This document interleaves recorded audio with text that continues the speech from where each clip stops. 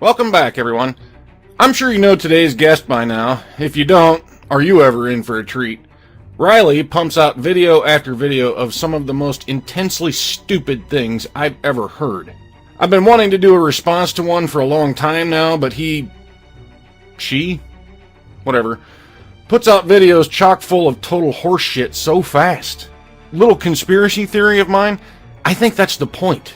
Flood us with so much bullshit that we're too overwhelmed to respond unless we dedicate our entire channel to debunking his ignorant rambling.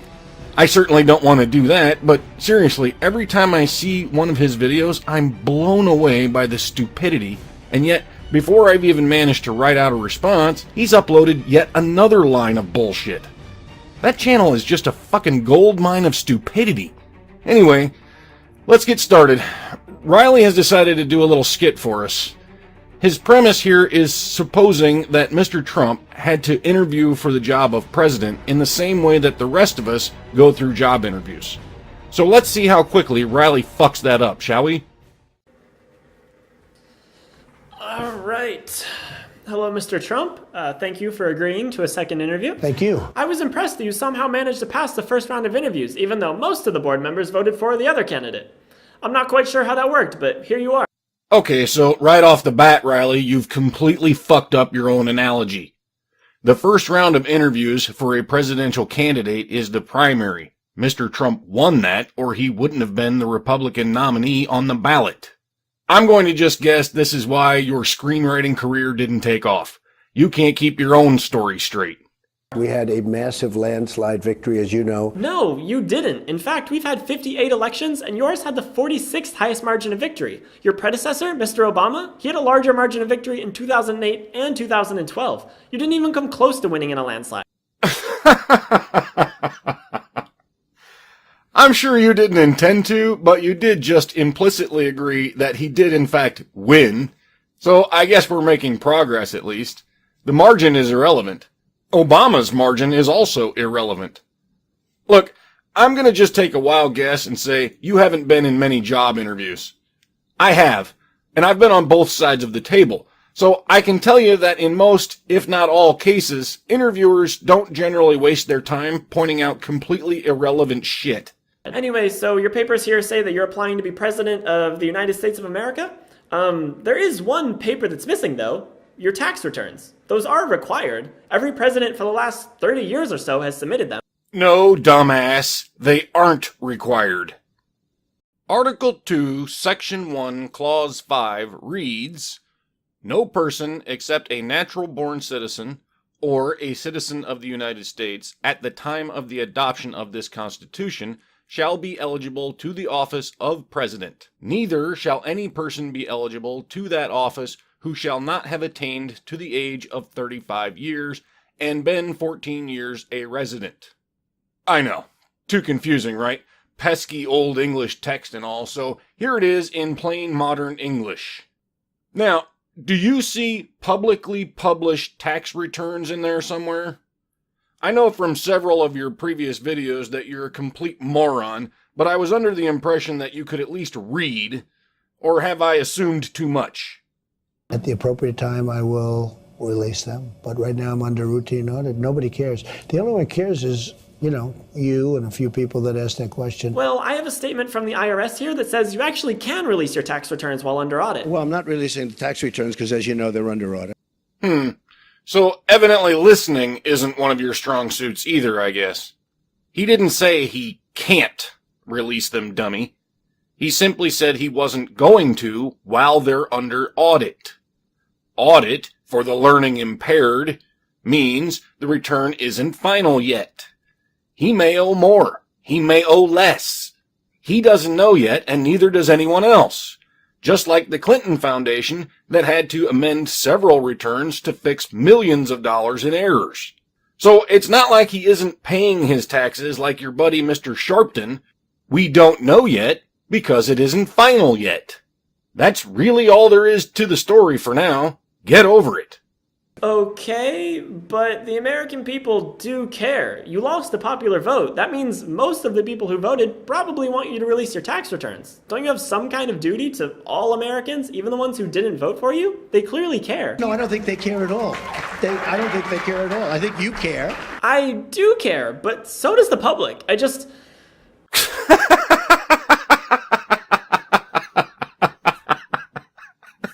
Jesus Christ. I'm sorry. Wait a second. Shit. I can't stop.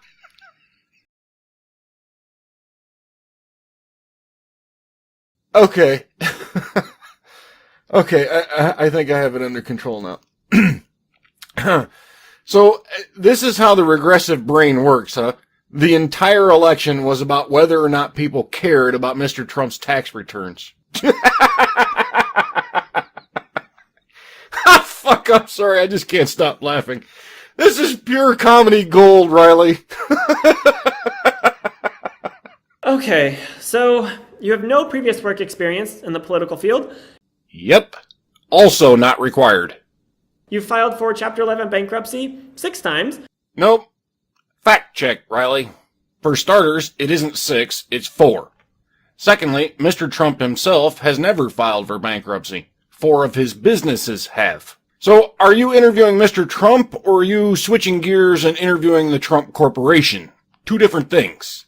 But since you're obviously too lazy to fact check or learn anything on your own, let me just force feed you a little tidbit about Chapter 11. Not exactly the total failure, mismanagement, and drowning in debt narrative you're going for there, is it? It's a reorganization thing to settle debt. Functionally, this is not that much different than you going to your bank and working on an agreement to pay back your loan over a period of time. There's just a lot more involved because it's a business, not a single person. You have no experience in the military. In fact, you got 4 deferments to not get drafted during Vietnam. Yes, he received 4 deferments because he was enrolled in and attending college. Perfectly legal and hardly unique to Mr. Trump. After his 4th and final deferment, he underwent a physical for military service and was disqualified for having flat feet. Thus, he did not dodge the draft. He wasn't qualified to serve. Facts, Riley.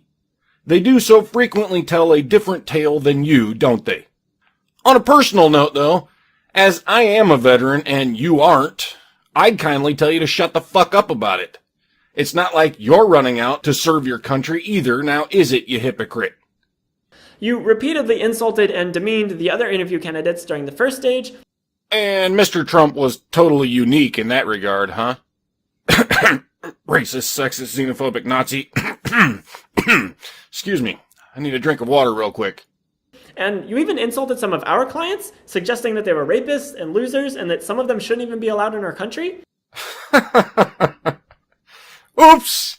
Fucked up your own narrative again, Riley. Some of them. Exactly what he said. Some of them. Unless, of course, you're trying to make us believe that every single foreign person ever born is a totally upstanding, law-abiding, humble, hard-working, good person. Even you can't be that fucking stupid, can you? Honestly, I'm baffled as to how you got this far.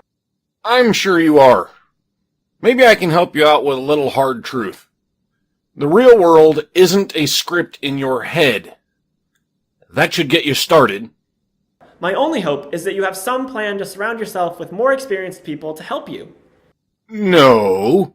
Your only hope is that he surrounds himself with people who will continue to do things the way you wanted it to be done.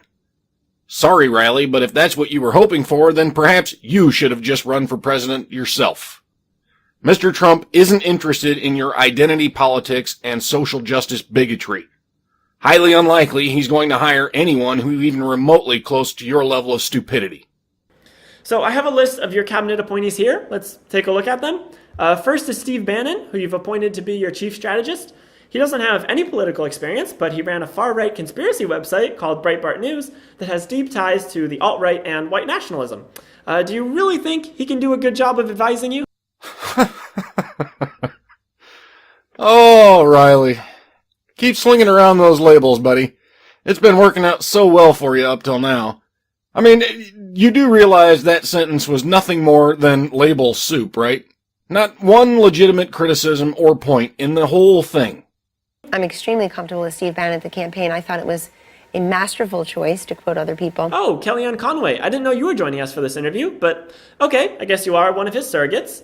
So leaders of the alt-right movement held rallies doing a Nazi salute and saying, "Hail Trump." Trump said that he disavowed and condemned the group. So why would he appoint one of their leaders to be his chief strategist? You always want to go by what's come out of his mouth rather than look at what's in his heart. Great, yeah, who needs a president who tells the truth? Let's all just try to guess at what horrible thing is going to come out of that black hole he calls a heart. I did not have sexual relations with that woman. I take the fact that he develops weapons of mass destruction very seriously. If you like your plan and you like your doctor, you won't have to do a thing. You keep your plan. I see. So now you want an honest president. Well, definitely should have voted for Hillary then. I did not email any classified material to anyone on my email. Oops. I guess she's out too then, huh? Okay, since you've obviously lost your own plot line here anyway, let's just skip ahead some. If your script here is about an interview of Donald Trump, then is it really too much to ask that you just stick to that story? I mean, what the hell? You made the shit up, right? Besides, I'm not going to defend all of Mr. Trump's cabinet picks because, frankly, not a big fan of some of them myself. I will say, though, that some of them are quite unconventional picks, and I'm somewhat fascinated to see what happens. What I mean is, we've seen what happens when you pick a bunch of bureaucrats with experience to head these departments. Nothing changes. Considering these things have been on a downward spiral for over 20 years or more, shit, why not at least try something different? It's pretty damn obvious that doing the same thing we've always done isn't going to make a fucking hell of a lot of difference. So, fuck it. Give different a try. So, apparently, it turns out it's really hard to get a visa to another country. No, it isn't. Unless by hard, you mean you actually have to drag your lazy ass outside your house. So, I'm stuck here, and Mr. Trump, it looks like you were officially hired on Friday, so congratulations. I'm gonna go lock myself in a basement for the next 4, maybe 8 years. Please don't nuke anyone. Well, you've been locked in a metaphorical basement for the last 8 years anyway. Do you really think anyone's going to care if you lock yourself in a literal one for the next 8? I wouldn't.